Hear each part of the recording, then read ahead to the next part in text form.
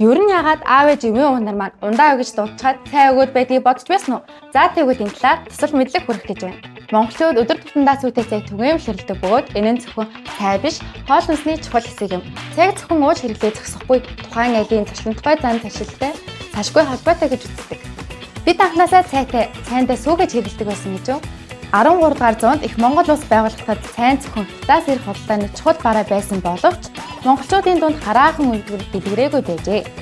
Манжин үед монголчуудын дунд цай маш их хэрэглэдэг, бүр цайны замтай байсан бөгөөд хөдөлмөрийнхөө хүсэнд цай авах тохиолдол их байсан. Хин ч учраас цалин гэдэг үгийг утгах нь цай авах уу, лан авах уу гэсэн үгнүүдийн нийлбэр юм аа. Баруун аймгийн нутаг уулархаг байдаг учраас тэдний амны усанд хэд тунгалаг, эрдэс бодис багтай байдаг. Тиймээс тэд эрдэс бодисоо нөхөх зорилгоор цайндаа давс хийдэг байх нэ. Харин зүүн аймгийн нутагт орших ус нь эрдэс бодис ихтэй бөгөөд тэд давс хийх хэрэггүй байдаг. Тэгэхээр байгаль хүн хоёрын уялдаа холбоогоор тэдний хэрэгцээ өөрсдийн онцлогийг бий болгосон байх нь.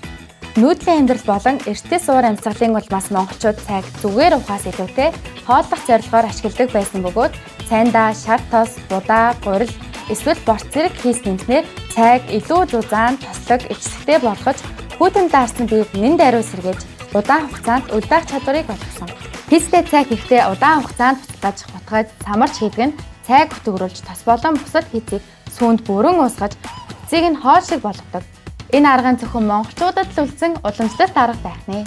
Бидний энгийн гэж бодог зүгээр нэг цайны ард маш олон зүйлс байдаг байгаад зүүн аймгийн найзуудаа давсгүй цай ууж явахт нь тайван уулзчихж байгаарэ.